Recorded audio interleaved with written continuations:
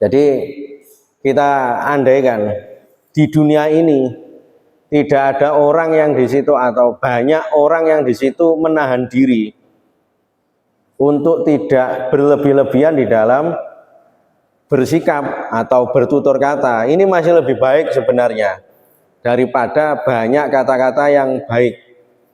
Karena apa? Karena rusaknya dunia ini rata-rata itu dari orang itu terlalu banyak berkomentar atau terlalu banyak yang namanya melakukan atau sikap yang tidak perlu. Bismillahirrahmanirrahim. Wakilah auhamlahu ta'ala ila nabiyyin minal anbiya'i min bani Israila. Jadi diceritakan bahwa Allah Subhanahu wa taala memberikan wahyu kepada salah seorang nabi dari Bani Israel. Wa qala sumtuka anil batili li saumun. Jadi Allah Subhanahu wa taala ini mengatakan bahwa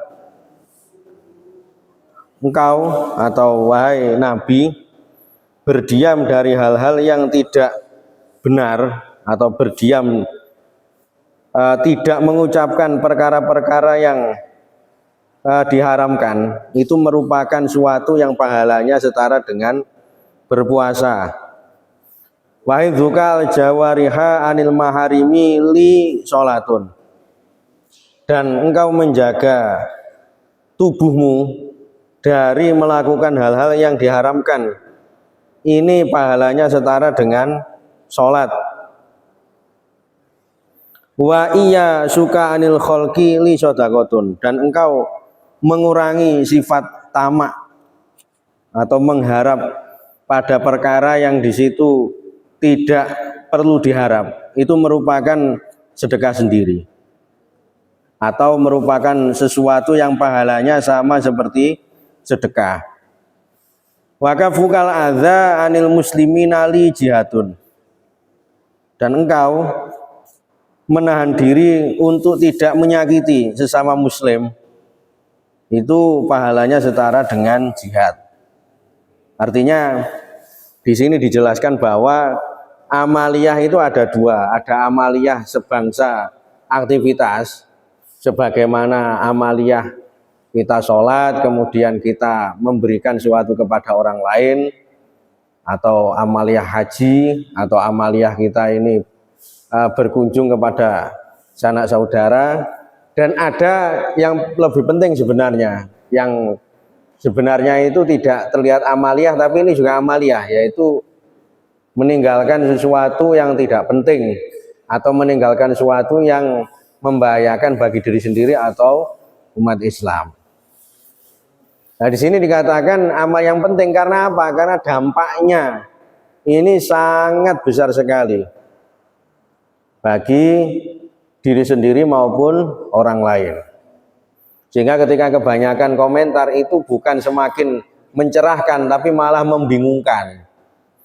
Semacam itu. Sehingga di sini di zaman fitnah semacam ini, seorang yang di situ mampu untuk menahan dirinya, jangan sampai ikut-ikutan berkomentar yang sifatnya tercela, itu sebenarnya dia memberikan andil untuk kemaslahatan atau kerukunan bersama.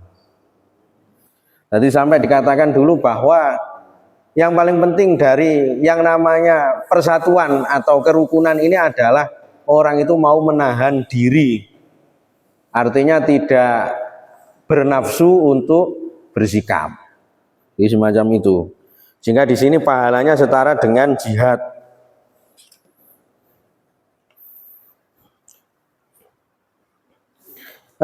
Wa an Abdillah bin Mas'ud radhiyallahu anhu qala. Diriwayatkan dari sahabat Abdullah bin Mas'ud, beliau berkata bahwa arba'atun min dumatil qalbi. Jadi ada 4 hal yang di situ bisa membuat hati ini gelap. Maksudnya hati ini gelap itu bagaimana? Hati itu sulit untuk menerima nasihat. Hati itu sulit untuk berpikiran yang baik.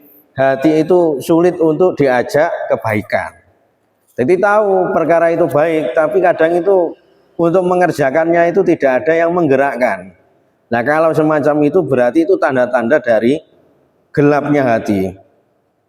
Yang pertama adalah batnun syab'anun min ghairi mubalatin. Yang pertama adalah perut terlalu kekenyangan. Jadi seorang yang perutnya ini terlalu kenyang, jadi standarnya itu berlebihan. Jadi kalau kenyang itu tidak apa-apa, tapi kalau terlalu atau mungkin kekenyangan ini yang jelek. Secara kesehatan tidak baik, secara mental itu juga tidak baik.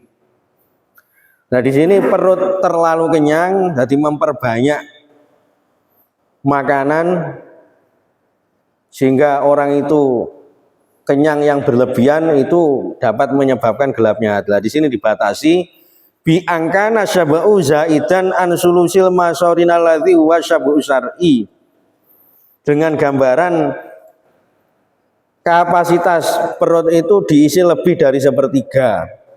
Jadi kan jangankan di teori kesehatan, di teori kitab saja, di agama saja mengakui bahwasanya di perut ini kan kalau boleh digambarkan seperti gambaran kuota itu, jadi sepertiga untuk makanan, sepertiga untuk minuman, dan sepertiga untuk bernafas atau jalur istilah ambean bernafas. Lah itu kalau 2/3 atau lebih dari sepertiga kalau dipenuhi dengan makanan, lah itu akan terjadi yang namanya tubuh itu tidak seimbang. Nah, ini secara kesehatan jelek karena akan menimbulkan penyakit. Lah secara mental itu juga jelek.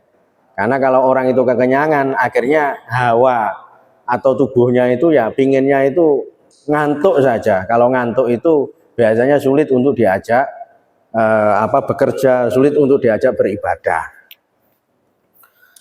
Kemudian wasubatu dzalimina,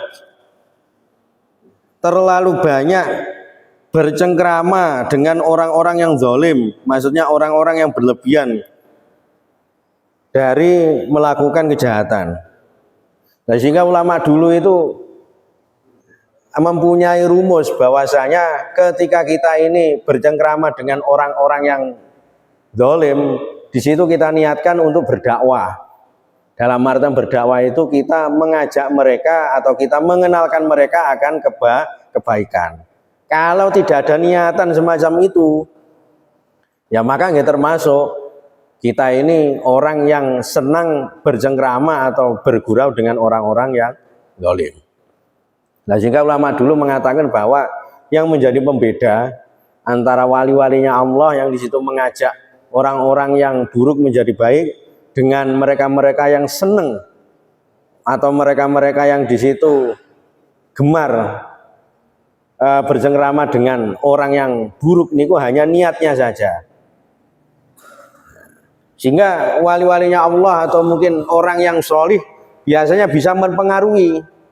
Jadi asalnya orang yang buruk yang diajak omong itu tidak mengenal kebaikan, akhirnya ketika dijak omong mereka-mereka itu malah kenal atau akhirnya jadi orang yang kenal dengan kebaikan. Nah, ini bagus. Tapi kalau sebaliknya, yang asalnya orang baik kemudian bercengkrama dengan orang yang buruk, akhirnya menjadi orang yang jahat, lah ini yang bahaya. Ini macam itu. Artinya ketika kita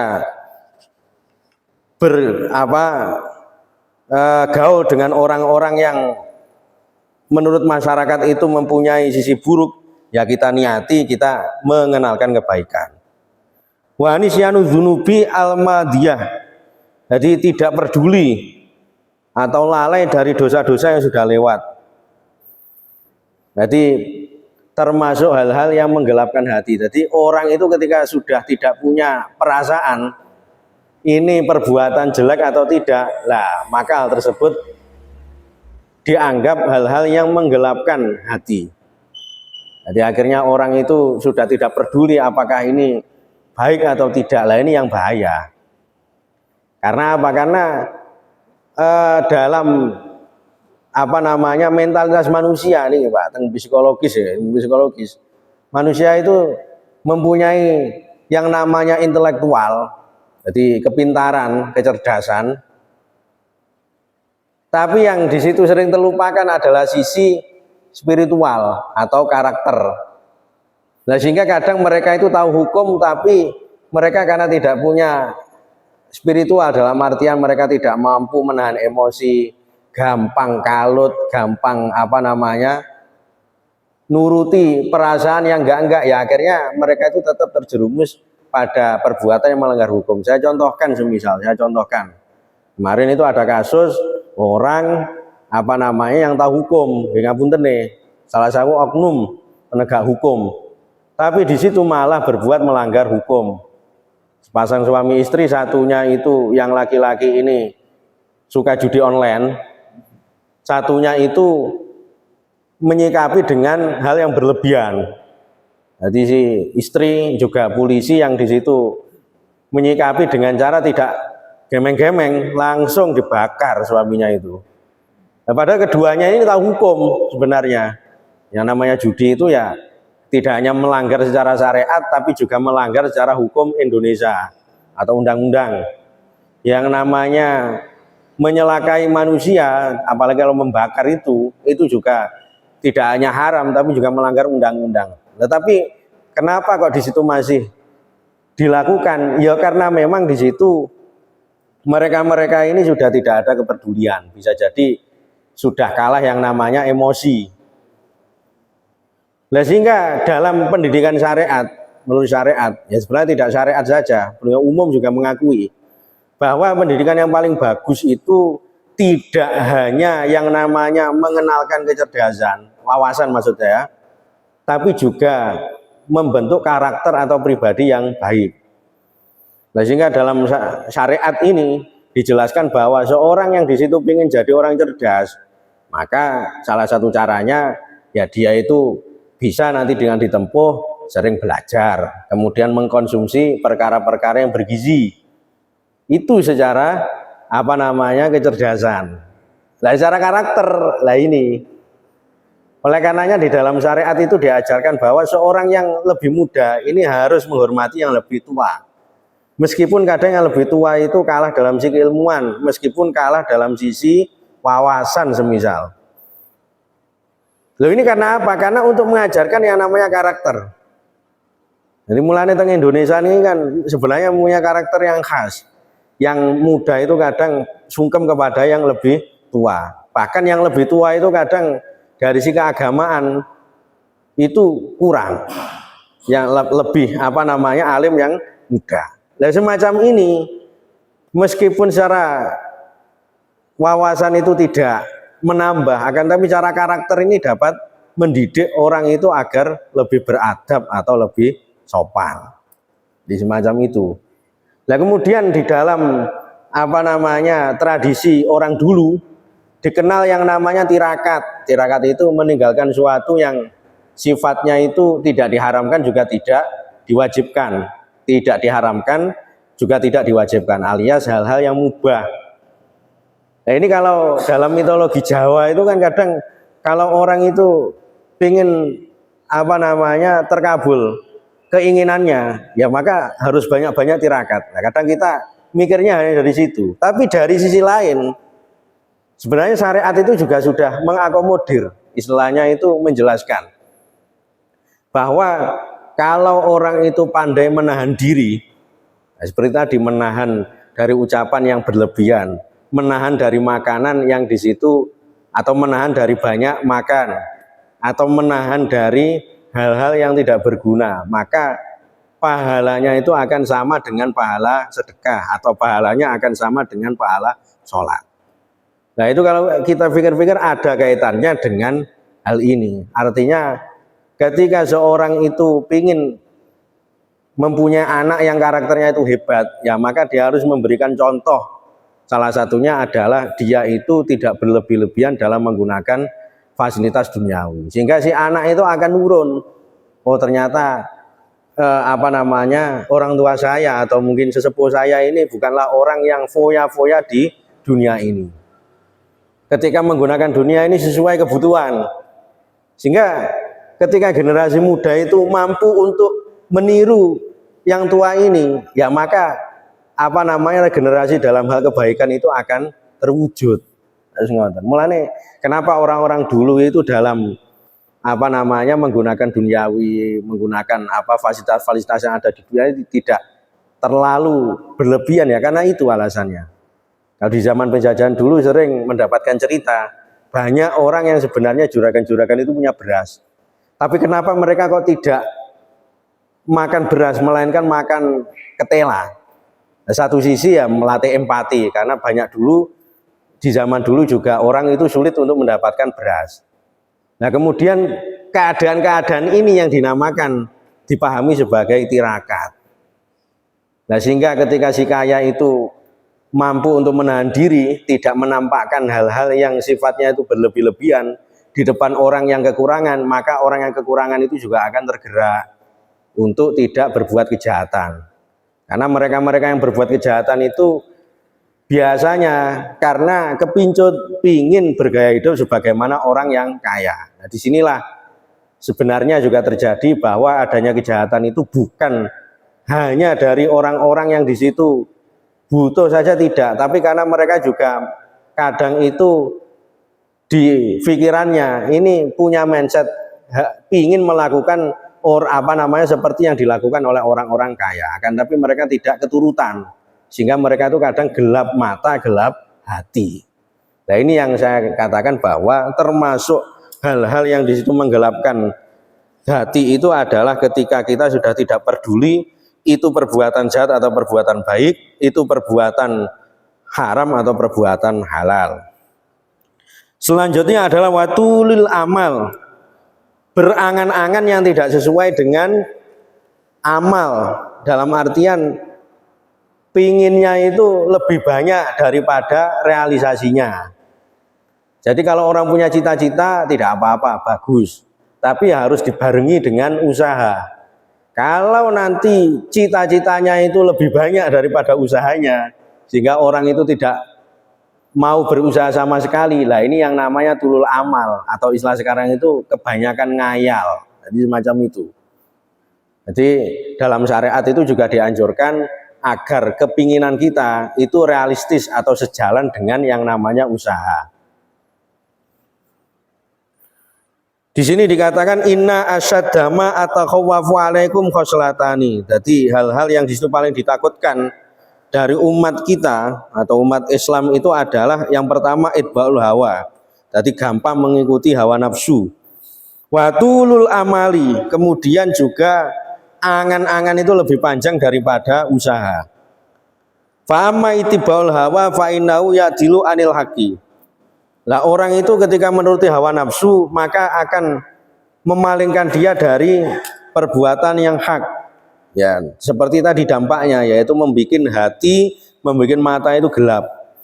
Wa amma tulul amal fal hubbulid dunya. Sedangkan kalau tulul amal kebanyakan angan-angan yang tidak dibarengi dengan usaha, maka di situ menumbuhkan orang itu hanya cinta kepada dunia secara berlebihan. Nah sehingga zaman dulu di saat Rasulullah SAW itu beliau ini menyebarkan agama Islam, dulu beliau selalu memasrahkan diri kepada Allah Subhanahu Wa Taala. Nah, dicontohkan semisal di awal perang Badar. Perang Badar niku perang pertama antara umat Islam dan orang kafir Quraisy. Di situ tidak imbang, Pak. Orang Islam itu jumlahnya 313 kalau tidak salah, tapi dari pihak kafir itu 3 kali lipatnya, yaitu 1000 lebih. Nah ini secara logika mestinya dengan kekuatan yang terbatas mestinya kalah. Akan tapi Rasul itu tidak mau berpikir yang berlebihan. Kalau zaman saat ini tidak mau berekspektasi yang secara berlebihan, miskabek dipasrahkan kepada Allah Subhanahu Wa Taala. Dan ternyata betul. Pada saat itu Rasul ini dapat memenangkan peperangan tersebut karena apa? Karena ketika dipasrahkan pada Allah, orang itu akan yakin bahwa segala sesuatu itu bukan karena campur tangan manusia, melainkan murni dari Allah Subhanahu Wa Taala. Nah ini yang kadang kita lupa di zaman sekarang, bahwa ketika kita ini sudah hitung-hitungan, ketika mau perang ini senjatanya dilengkapi, ketika mau berjuang itu amunisinya dilengkapi. Tapi kita lupa bahwasanya segala sesuatu yang menghendaki kemenangan atau kekalahan itu Allah. Nah, sehingga yang terjadi apa? Tulul amal. Tulul amal itu ya orang itu terlalu banyak ekspektasi dan dia itu lupa bahwa Allah yang di situ menentukan. Nah, ketika dia itu sudah tulul amal, ketika tidak tercapai, nah ini yang paling bahaya ketika tidak tercapai, maka orang itu akan stres, dalam artian frustasi. Seakan-akan apa yang di situ diinginkan, diangan-angankan itu ketika tidak terjadi, maka dunia itu serasa kiamat. Nah, ini yang bahaya. Kalaupun dia itu sukses, kadang itu dia itu lupa, sehingga yang ada itu jumawa, merasa lebih baik dari orang lain. Sehingga inilah dampak dari tulul amal. Ya zaman dulu ini diibaratkan Rasul itu berperang dengan orang kafir di perang Badar. Kalau zaman sekarang bagaimana? Ya seperti orang punya cita-cita itu. Yang muda itu cita-citanya pengen jadi orang kaya, pengen sekolah di sekolah yang tinggi. Tapi dia kadang tidak sadar dengan keadaan yang di situ tidak menuntut. Artinya ketika tidak nutut keadaan itu, ya kadang ketika dia ini tidak realistis, dia itu tidak mengembalikan segala sesuatunya kepada Allah, ya yang ada itu stres. Ya inilah, jadi apa yang kita pelajari dalam perang Badar itu mengajarkan bahwa meskipun secara kekuatan itu tidak nutut, tapi ketika dipasrahkan kepada Allah, maka akan menghilangkan yang namanya sifat tulul amal.